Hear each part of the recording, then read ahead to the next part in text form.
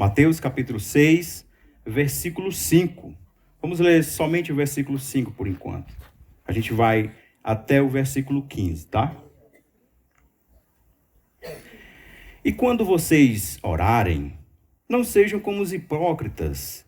Eles gostam de ficar orando em pé, nas sinagogas e nas esquinas, a fim de serem vistos pelos outros. Eu asseguro que eles já receberam a sua plena recompensa. Vamos orar. Senhor Deus, que essa noite o Senhor possa falar aos nossos corações de forma maravilhosa, Senhor, através da Tua palavra. Que o Senhor possa me usar como um instrumento Teu essa noite, para que a Tua igreja ela seja edificada, para que a Tua igreja seja instruída e a Tua igreja cada vez mais possa avançar na sua santificação, aprendendo mais de Ti, sendo cristãos mais autênticos e fugindo, Senhor, de tudo aquilo que quer nos desviar do objetivo, Senhor, do alvo, que é encontrar a Ti, Senhor. Então que o Teu Espírito, Ele fale aos nossos corações hoje. Que apesar de mim, o Senhor possa se manifestar à Tua igreja através da Tua palavra. Amém, Senhor. O tema da mensagem de hoje é orando como um cristão. E é interessante você falar essa palavra, orando, essa frase, né? Orando como um cristão. O que isso quer dizer? Né? Como assim, Abel? Orando como um cristão? Não é só os cristãos que oram? Né? Ou sempre quem está orando não são cristãos, que está praticando, né? Fazendo esse ato da oração? Nem sempre, né? Depende, né? Há muitos aí que estão orando e não são cristãos, né? Porque é isso que o texto, o primeiro versículo que a gente leu aqui, versículo 5, ele já deixou bem claro isso, né? E é interessante também que a gente pode pensar, então, que a partir do batismo, por exemplo, a gente aqui na nossa igreja, é a partir do batismo que a gente entende que a pessoa se aceitou Jesus, né? Porque na igreja que eu era antes, eu tinha que levantar a mão na hora do culto e tal. A partir daquele momento, você tinha aceitado Jesus, né? E na nossa tradição aqui é mais diferente, né? A gente leva a pessoa até o batismo e no batismo a pessoa declara, né, a sua profissão de fé. E ali ela é um cristão a partir daquele momento, né? Mas no batizar, a gente ainda não é um cristão 100%, né? Aquele cristão lá completo. Não é o perfeito, o pastor Henrique falou ontem, né? O perfeito não tem nada a ver com o cristão, né? Mas sim aquele com quem o cristão vai se encontrar. Depois do batismo é que começa a longa caminhada do cristão. E Jesus, sabendo disso, ele traz vários ensinamentos durante toda a sua trajetória aqui, né? Quando ele esteve aqui na terra, lá em Israel, claro. Mas quando ele começou o seu ministério, antes disso, ele se batizou também, né? Foi lá para João Batista batizar ele. A gente viu isso no capítulo... A gente vê isso e a gente viu também no capítulo 3 aqui de Mateus. Depois disso, ele foi para o deserto a fim de ser tentado. E depois, ele voltando do deserto, ele começou o seu ministério. E ele já começou no capítulo 5. Aqui, Mateus registra logo o seu Sermão do Monte. A gente passou por todo o capítulo 5, estudou nas quartas-feiras e domingos, que eu tive a oportunidade de pregar também. Quem sempre esteve na quarta-feira e me viu pregar, viu a gente expondo esses textos do capítulo 5, onde Jesus ele trouxe vários ensinamentos. E qual era o objetivo dele trazer tantos ensinamentos? É porque o cristão, depois que ele é alcançado pelo Senhor, ele ainda não é um cristão 100%. Ele precisa aprender na sua trajetória como ser um cristão cada vez mais. E nesse texto aqui, que nós vamos ler, do versículo 5 até o capítulo 15, nós vamos ver aqui basicamente 3 ensinamentos do Senhor sobre o cristão, a conduta do cristão, ou como o cristão deve ser ao orar. Na quarta-feira do dia 2 de novembro, estava pregando aqui, eu preguei nos versículos anteriores, do 1 ao 4, sobre a questão da esmola, né? Que o cristão ele tem que ser generoso, ele dá esmola. Jesus ele já supõe isso, ele já traz essa premissa de que o cristão ele vai dar esmola. Não porque ele vai ganhar alguma coisa em troca, mas é porque é algo interno do seu coração, né? Deus ele habita agora no homem e o homem é um ser generoso. Antes disso ele é cristão, depois ele é generoso, né? Não é o inverso, se é que vocês estão me entendendo. Eu acredito que estejam me entendendo, né? E no versículo 5, nós já vamos ter aqui a primeira verdade sobre esse texto aqui, que eu coloquei como uma advertência. Jesus ele está advertindo aqui os seus discípulos, e ele está trazendo uma verdade que muitas vezes, talvez alguém não percebeu, às vezes até pratica e não sabe, que é ostentando na oração, certo? Vamos ler o versículo 5 de novo. Ele diz: e quando vocês orarem, não sejam como os hipócritas. Eles gostam de ficar orando em pé nas sinagogas e nas esquinas, a fim de serem vistos pelos outros. Eles estão fazendo o quê?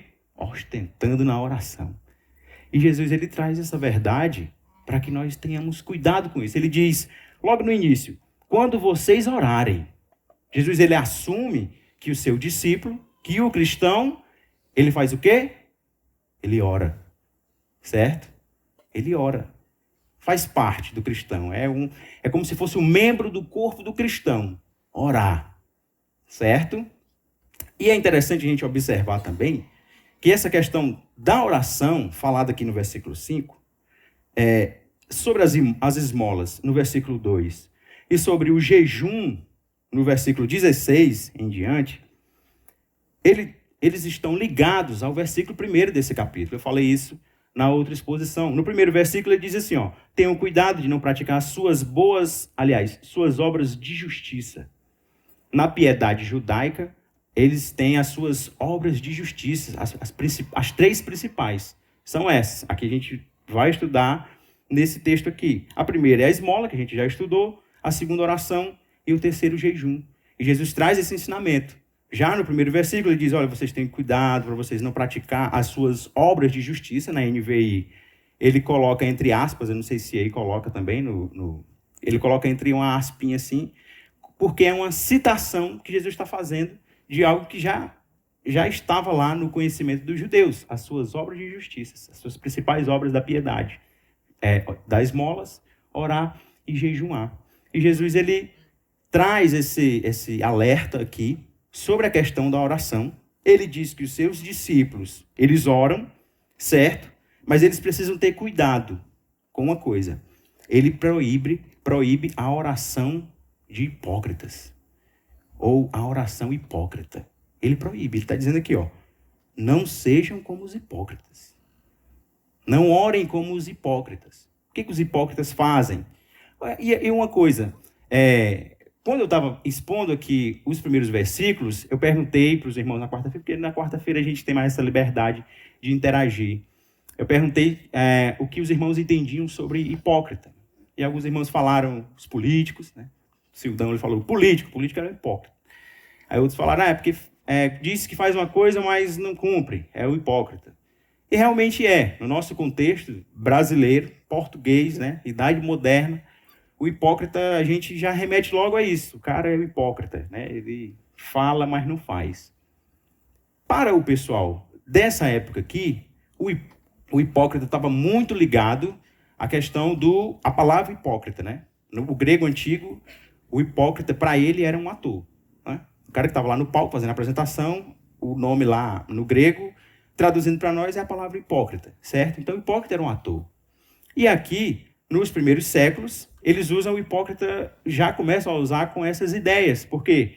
Porque o hipócrita ele ia para o palco, ele representava alguma coisa que não era ele não é aquilo, ele está fazendo uma representação, e ele espera o quê? O aplauso das pessoas. Por isso Jesus está dizendo, olha, quando vocês orar, vocês não sejam como os hipócritas. Por quê? Porque os hipócritas, orando como hipócrita, eles gostam de ficar orando em pé, nas sinagogas e nas esquinas, a fim de serem vistos pelos outros. Na adoração da sinagoga, naquela época, todo mundo sabe o que é uma sinagoga, né? A sinagoga era o local de adoração dos judeus, que não era no templo. Desde do cativeiro deles na Babilônia, que começou a existir as sinagogas, era como se fossem umas congregaçõezinhas pequenas, né? Para não ir para o templo é muito longe, muito... Enfim, vamos para a sinagoga, né? E na adoração da sinagoga, havia uma tradição assim, ou poderia ser solicitado alguém da congregação que orasse publicamente. Era natural isso para eles. Alguém poderia ser solicitado para orar publicamente, permanecendo de pé, em frente à arca. E em determinadas ocasiões, as orações podiam ser oferecidas nas ruas. Mas o local em que a oração era feita não era o fator crítico, nem a postura, de pé. Ele está dizendo aqui, né? Orando de pé nas sinagogas e nas esquinas. Mas a posição também aqui não é relevante, porque as pessoas oram de todo jeito. Tem várias passagens na Bíblia, né? A gente tem aqui, em Números 16, 22, pessoas oram prostradas. De joelhos, 2 Crônicas 16, 13, e vários outros textos. Sentadas, 2 Samuel 7, 18. De pé, 1 Samuel 1, 26, Marcos 11, 25. Temos todas essas posições de orar, né? Então não é relevante aqui a questão do estar orando de pé na sinagoga. O problema é a motivação.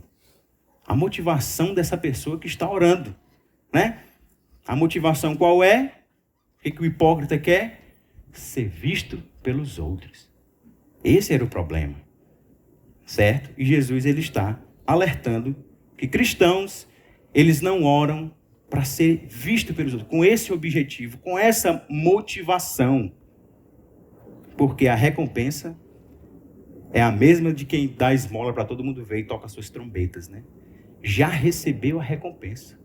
O aplauso dos homens pecadores, dos homens finitos, já recebeu sua recompensa. Não há mais nada o que dar, né? ou o que receber para o cristão que estou aqui orando só para as pessoas verem que eu falo bonito, né? Que eu uso as melhores palavras, que as palavras mais piedosas possíveis eu uso na minha oração, né?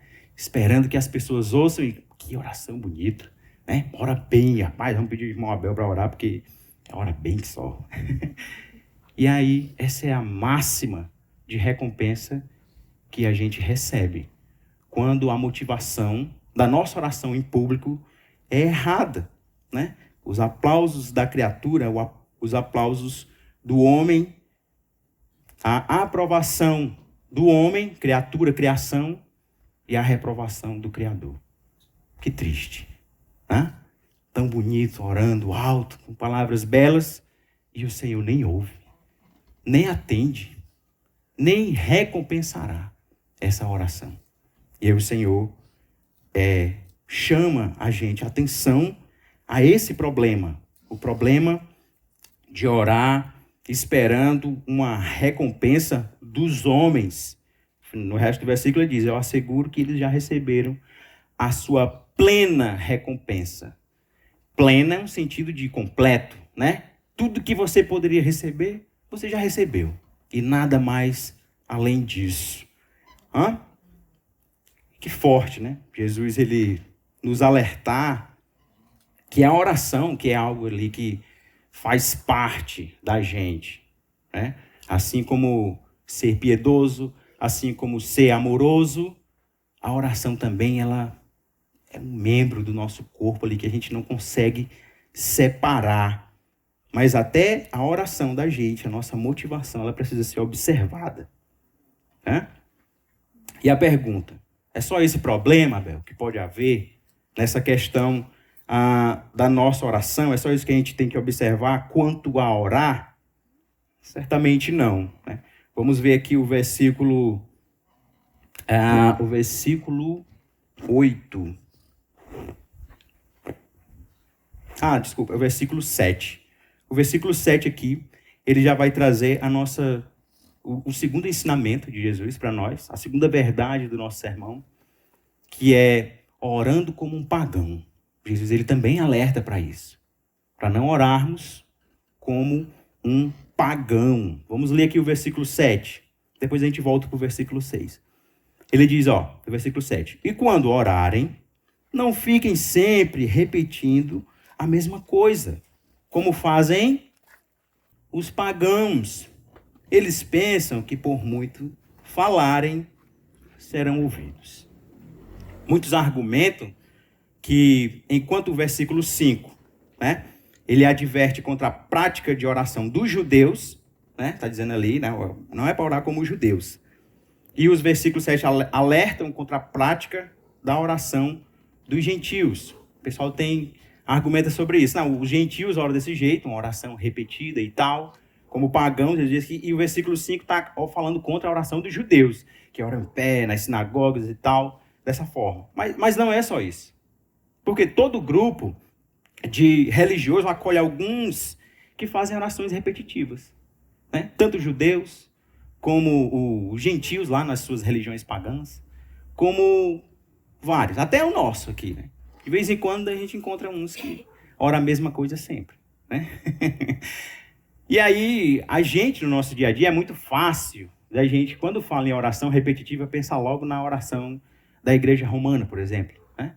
Diz, não, rezar tem uma diferença, né? Rezar e orar. Orar é que nem os cristãos, porque os cristãos evangélicos protestantes, eles oram ali de uma forma mais, digamos que, falando ali com Deus mais intimamente, de uma forma de conversar e tal. E rezar significa orações repetitivas, né? O Aurélio não diz isso. O Aurélio diz que orar e rezar são sinônimos, né? Mas que eles praticam isso, eles praticam. Essa questão da oração repetitiva, né? Achando que por muito repetir, como diz o versículo 7 aqui, como faziam os pagãos, eles pensam que por muito falarem, serão ouvidos, né? Serão atendidos. E os judeus, o povo judeu, eles tinham esse tipo de oração, como eu já falei aqui, e Jesus ele está reprovando a oração do seu próprio povo. O povo de Deus, né? Os judeus é o povo de Deus, como nós conhecemos em todo o Antigo Testamento. Eles tinham também essas práticas, e até essas eram consideradas como práticas pagãs. O Senhor não aceitava esse tipo de oração. Uma oração que repete com a intenção de que eu vou ser atendido porque eu estou insistindo e repetindo a mesma coisa. Porque se a gente for para os salmos também, eu me esqueci qual é o salmo agora, mas tem um salmo que ele fala uma frase e ele repete, fala outra frase, né? E todos os versículos repetem a mesma frase. Eu estava lendo até um artigo de um blog católico, e aí o cara estava argumentando sobre essa questão de orar e rezar e tal. Ele fez uma exegese muito ruim desse versículo aqui, esqueceu de...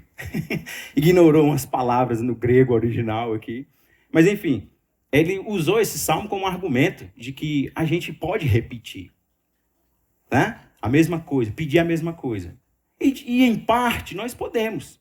O Senhor sabe todas as nossas necessidades. Mas o Senhor, Ele precisa que nós oremos. E quantas vezes nós oremos pela mesma coisa? Por tanto tempo. E o Senhor atendeu, ou o Senhor não atendeu, e nós paramos de orar.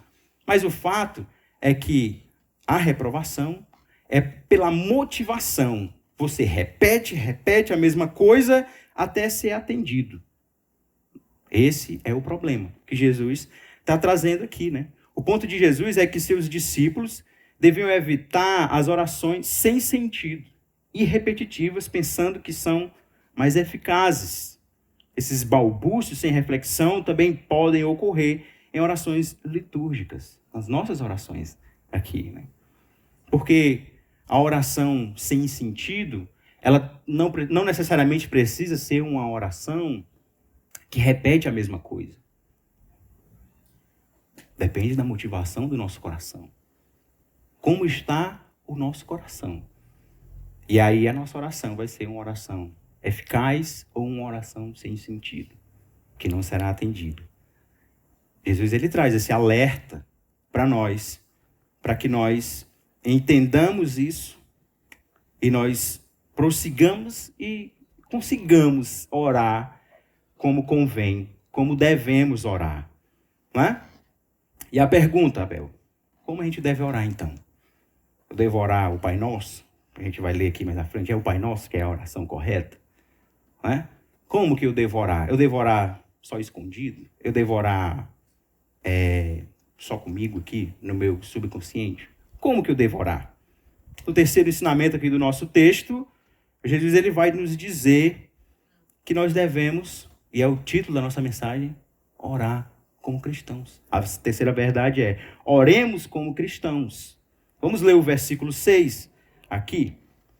O versículo 6 diz o seguinte: mas quando você orar, vá para o seu quarto, feche a porta e ore a seu pai, que está em secreto. Então, seu pai, que vê em secreto, o recompensará. Então está respondida a pergunta, né? Para mim orar, a forma correta é eu orar sem ninguém ver, né? No secreto. É isso? Será que é? Vamos ver, né? Se é isso mesmo.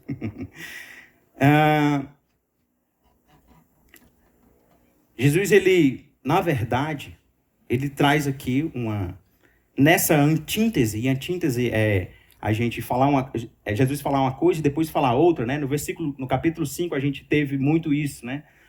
Vocês ouviram falar que não matarás, porém eu digo, isso é a questão da antítese, né? Então, essa antítese de público versus privado é mais um teste pelo motivo a qual o indivíduo está orando. Jesus, ele diz aqui o quê? Depois dele falar no versículo 5 e também no versículo 7, sobre a questão da motivação da oração, aí ele diz, mas quando você orar, vá para o seu quarto e feche a sua porta e ore ao seu pai, que está em secreto. Jesus, ele traz uma verdade aqui muito além de você orar somente no secreto, escondido, né? Ele traz uma verdade e uma preocupação, aliás, ele está dizendo aqui para nós que a preocupação de um indivíduo que prefere a oração pública, a fim de ser visto, a preocupação dele não é com a piedade, mas é com uma aparência piedosa. Então, ele diz assim, trate de forma radical. Se você não ora, se você não tem intimidade com o Senhor no secreto, então a sua oração em público ela não vale nada. Então você faz o quê? Você corta o mal pela raiz, vai orar primeiro no secreto. Vá ter intimidade com o seu pai, para ele atender às suas necessidades, para ele trazer a sua recompensa, e você orar em público da forma que convém, com o coração motivado a orar, sabendo e conhecendo o Senhor. E sabendo que o Senhor ouvirá essa oração, porque a minha intimidade no secreto, ela é abundante, digamos assim. Ela existe, né? Quando eu oro em público, o Senhor me conhece, porque antes eu oro somente a Ele. Eu exponho as minhas necessidades ao Senhor. Eu peço a Ele e eu oro pela minha igreja também, pelos irmãos, pelos meus irmãos, né? Às vezes ontem o pastor estava pregando e falando da palavra irmão, e me veio assim à mente, porque a gente fala muito irmão, e parece banal. Mas quando eu chego para o Cleito e digo, Cleito, você é meu irmão, você pode contar comigo. A gente não pensa o quanto isso é importante, o peso de eu dizer que você é meu irmão. Porque pelo irmão da gente, né, a gente faz muitas coisas, né? A gente está ali para que der e vier. Só beber um pouquinho d'água. Eu me lembro que lá em casa, fugindo aqui um pouco do sermão, lá em casa nós somos 6 irmãos, né? Tudo escadinha, a mãe teve 6 filhos, tudo pertinho. Começou a ter menino com 20 anos, com 28 já tinha 6. Né? Todo ano ela tinha um menino. Eu acho que ela passou um bocado de tempo sem saber o que era TPM, né? E aí, quando a gente já estava grande, a gente era muito unido, sabe? A gente fazia as coisas erradas, a gente não entregava para a mãe, né? Aí quando a mãe sabia, ela ficava indignada, né? Ela disse, eu estou me sentindo traída. Porque vocês não me falam as coisas, né? Claro, era por uma coisa errada, né? A gente estava ali usando, né, o ter irmão, né, o amor de irmão ali, para o mal, né? usando o bem para o mal. Mas é essa a ideia de irmãos, é união, né? É você saber. E aí, eu estou orando somente com o Senhor, pelos meus irmãos. Olha que o Senhor, Ele observa isso. E Ele atende esse tipo de oração. A oração que se preocupa com a comunidade. Certo? É isso que o Senhor está alertando aqui. A oração, ela tem um reflexo. A nossa oração, como um todo, ela tem um reflexo da nossa intimidade com Deus. Ou precisa ter. Certo? Porque já falamos aqui que existe a oração hipócrita, né? Aquela que o Senhor não ouve, aquela que o Senhor não atenderá, nem ouvirá, e nem conhece quem está orando. Nós já vamos passar por esse texto depois em Mateus, daqueles que chegam a Senhor, mas no teu nome eu profetizei, eu orei. Nem te conheço. Sai daqui, né? Vai para o outro lado, porque eu não te conheço. Eu conheço os meus filhos, aqueles a quem tinham intimidade comigo, no secreto. E assim abençoava toda a sua igreja e comunidade. Como eu já falei aqui, a minha oração, ela só valerá alguma coisa se a minha intimidade com Deus realmente existir no secreto. E Jesus continua falando com os seus discípulos. E aí, no versículo 9, ele diz assim: vocês orem assim. E é interessante que Mateus, aqui, ele vai direto. Mas em Lucas 11, os discípulos perguntam a Jesus: Senhor, mas como devemos orar? Eles perguntam isso para o Senhor, para Jesus. E ele responde, né? Vocês orem assim. Aqui no meu versículo 9. E ele diz, continuando aqui no versículo 9: Pai nosso que estais no céu, santificado seja o teu nome. Aqui, eu perguntei assim, lancei a pergunta, né? Claro, uma pergunta retórica, né? Se a oração correta era orar o Pai Nosso, por exemplo, né? Mas aqui, a oração, Jesus diz, vocês orem assim, mas uma melhor tradução seria, o modo de vocês orar seja esse. Orem desse modo, né? Aqui, um modelo de oração, como nós já bem sabemos. E ele declara: Pai nosso que estais nos céus, santificado seja o teu nome. Essa oração aqui é em particular ou é em público? E pelo início dela aqui, certamente é uma oração em público. Pai nosso, tá? Pai nosso que estais nos céus, toda glória seja para ti, santificado seja o teu nome, toda honra, tudo seja para ti, a nossa vida seja para ti, santificado seja o teu nome. E o versículo 10 eu acho demais. O versículo 10, ele diz: venha o teu reino, seja feita a tua vontade, assim na terra como no céu. A gente passa direto muitas vezes e a gente não entende muito o que está sendo dito aqui. Ou o que a gente diz quando diz, venha, no popularzão, né, quando todo mundo ora assim, né? Venha a nós o teu reino, o vosso reino, né? Seja feita a vossa vontade, assim na terra como no céu.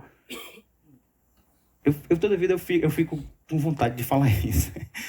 Porque quem já teve estudo aqui, por exemplo, com os Testemunhos de Jeová, eles falam que o reino é aqui na terra, né? Não sei se alguém já viu falar sobre isso. Alguém já viu? Já? O reino é aqui na terra, né? E a gente vai na contrapartida. Negativo. A gente vai para o céu. Ninguém vai ficar aqui na terra. Só que a gente está enganado quanto a isso, né? Nessa eles estão acertando. Só que o reino, aqui também é o reino, né? Eles erram em outras coisas que vêm depois disso. Mas qual é a petição aqui? Venha o teu reino. Venha ao nosso encontro. O reino já veio, né? Com Cristo já se iniciou, mas em parte. Então, que venha completamente o teu reino, que seja pleno aqui na terra, e seja feita a tua vontade, assim na terra como no céu. Assim como a tua vontade é feita no céu, assim como o Senhor reina no céu, que seja também aqui na terra. Olha que interessante. Nós pedimos para que aquele reino que nós já fazemos parte, ele seja pleno aqui na terra. Que a terra pertença a ele.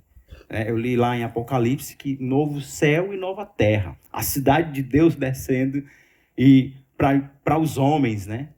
Então, que o reino dele venha. Que nós pensemos sobre isso, né? Que o reino dele venha até nós. E aí a petição daquilo que nós necessitamos. Versículo 11. Dá-nos hoje o nosso pão de cada dia. Né? Que o Senhor nos ajude, que o Senhor nos fortaleça, que o Senhor nos dê aquilo que necessitamos. E o versículo 12, importantíssimo, perdoa as nossas dívidas, assim como perdoamos aos nossos devedores. Na realidade, o inverso seria mais bonito para nós, né? Que nós devamos perdoar os nossos devedores, assim como a nossa dívida já foi perdoada em Cristo, né? E isso traz o quê? Traz uma verdade sobre o perdão em comunidade, a importância.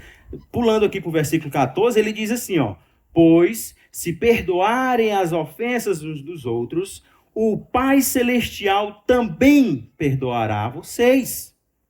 Mas se não perdoarem uns aos outros, o Pai Celestial não perdoará as ofensas de vocês. Aqui reforça a petição do versículo 12, perdoa as nossas dívidas, e essa repetição, ela enfatiza a enorme importância de que a comunidade de discípulos seja uma comunidade perdoadora, né?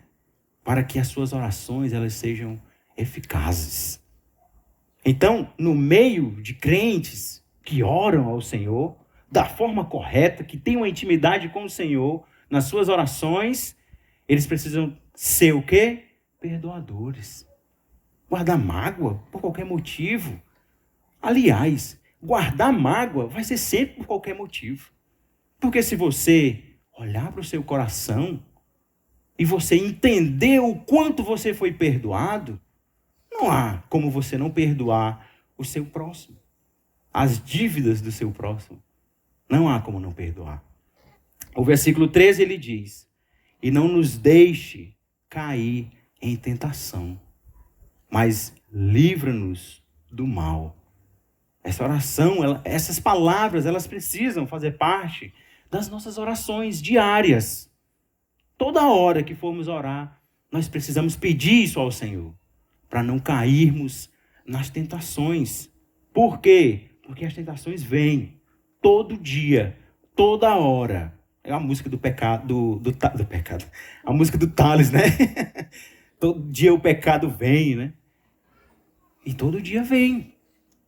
E nós precisamos orar ao Senhor para que Ele livre-nos, não nos deixe cair nas tentações e livrar a gente do mal.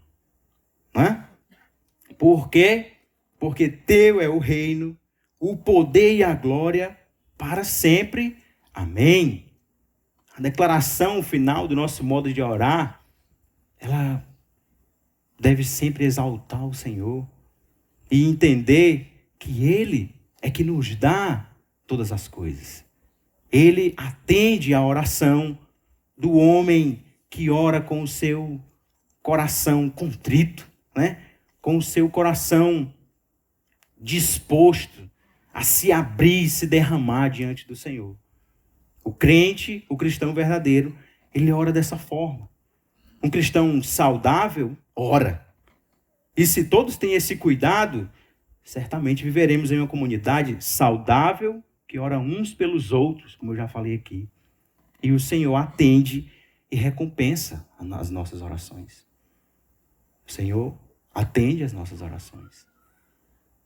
Que isso não seja só uma frase banal e que a gente ouça e não cause nenhum impacto em nós. O Senhor atende às nossas orações. Muitas vezes nós queremos ficar desmotivado ali, né? Não vou orar não, o Senhor não vai atender isso daí não. Você não lê a Bíblia? Você que pensa dessa forma, não lê a Bíblia? O Senhor, Ele atende a oração do cristão, daquele que Ele chamou, daquele que Ele chama para uma intimidade, para um relacionamento íntimo e totalmente único. Ele atende as orações. Nosso coração precisa estar motivado nisso. Porque se nós ignoramos a oração no secreto, como a gente já falou aqui, no versículo 6, ele chama para isso, e se a gente ignora isso, certamente as motivações da nossa oração em público, elas são totalmente erradas. E elas não estarão sendo ouvidas. E o Senhor, sabendo disso, sabendo que nós precisamos aprender sobre isso, Ele traz essa verdade para que nós estudemos na Bíblia, para que nós aprendamos e sejamos diferentes. Sejamos cristãos melhores, cristãos que oram e que sabem que as suas orações serão atendidas. Amém? Eu trouxe aqui algumas aplicações sobre o nosso texto, o nosso sermão. E a primeira aplicação há uma pergunta. Será que realmente nós sabemos a importância da oração? Nós somos todos crentes aqui. Somos uma comunidade cristã. Essa igreja tem mais de 90 membros. Mas eu quero que essa pergunta ressoe no meio da gente. Será que nós realmente sabemos a importância da oração? Nós temos pensado sobre isso ou nós temos ignorado a oração? Jesus, ele disse lá no início do versículo 5, quando vocês orarem. E mais uma vez eu repito, ele assume que o cristão ora. Ele ora. E ele precisa orar. E qual é a importância que temos dado para essa verdade? Se é que temos pensado sobre isso. Porque damos muitas vezes tão pouca importância para o ato de orar. Porque ignoramos tanto. Porque o nosso dia, quando amanhece, já é olhando para o celular, umas postagens, alguma coisa que alguém mandou, os rios que o Julião mandou. Por que é isso? Por que não é orar ao Senhor e agradecer porque Ele derramou a sua misericórdia em cima de nós, sobre nós, e concedeu mais um dia na terra dele? Por que não é essa oração quando acordamos? Por que não é essa atitude? Na nossa igreja nós temos o culto de quarta-feira. Qual é o nome do culto de quarta-feira? É culto de quê? Oração e doutrina. Oração e doutrina. Nós temos um culto dedicado a essa função do cristão. O culto de oração. E eu estava conversando com um irmão de outra igreja, uma igreja grande. E eu perguntei a ele sobre o culto de oração na quarta-feira. Irmão, como é aqui na quarta-feira? E ele disse assim, irmão, na quarta-feira vem só os que são crentes de verdade. Ele disse desse jeito. Na igreja dele, né? Vem só os que... A igreja tem uns 400 membros. Vem quantos? Vem uns 80. Vem uns 60. É mesmo, irmão. Eu não quis acreditar naquilo. A igreja tem 400 membros e só vai 60, 80. Não vai nem um quarto do total de membros. Isso é muito triste. Isso revela o grau de importância que a gente dá para esse culto. E eu fiquei pensando na minha igreja, né? A gente tem 90 membros. Vem quantos para o culto de oração na quarta-feira? Vem 20, 15, ou menos. Às vezes vem mais. No feriado, a gente espera que um feriado seja como um domingo. Que os membros, hoje tem culto, feriado. Como eu estou animado para ir para o culto de oração. Mas a gente dá pouca importância para isso. Que tristeza para nós, que nos dizemos cristãos. Eu não estou falando aqui de quem não pode vir, que está trabalhando e tal. Mas será que de 90, 70 trabalha e estuda toda quarta-feira? Acho pouco provável. E a gente dá pouca importância para isso. Jesus disse, Vocês que são cristãos, vocês têm que orar. Ou os cristãos, eles oram. E a gente nem pensa sobre isso. Sobre o quão importante é isso. Aí já pensou? A gente chegar diante do Senhor naquele grande dia e Ele dizer que não conhece a gente. Que tristeza será para o homem que ouvir isso da voz do Criador. Eu não te conheço. Por que que o Senhor não me conhece? Eu orei tanto, né? Mas você não orou com a motivação correta, da forma correta. Você não queria intimidade comigo. Você só queria uma reputação de vida piedosa. Mas não queria viver a vida piedosa. Uma segunda aplicação para nós você sabia que é sua obrigação orar pelos seus irmãos? Você sabia disso? Eu sabia já. Aprendi com o tempo aí, né? Mas eu também não sabia disso. Ou não dava importância para isso. Eu acho interessante, o pastor ele sempre fala. De vez em quando eu recebo uma mensagem dele: irmão, eu orei por você, pela sua família e tal. E aí ele já falou pra gente aqui, né? O modelo que ele segue. Ele vai lá no grupo da igreja e escolhe lá, vai escolhendo todo dia 2 ou irmãos ou família e ora. E a gente? A gente tem lembrado, a gente só lembra dos mais próximos, por exemplo. É isso.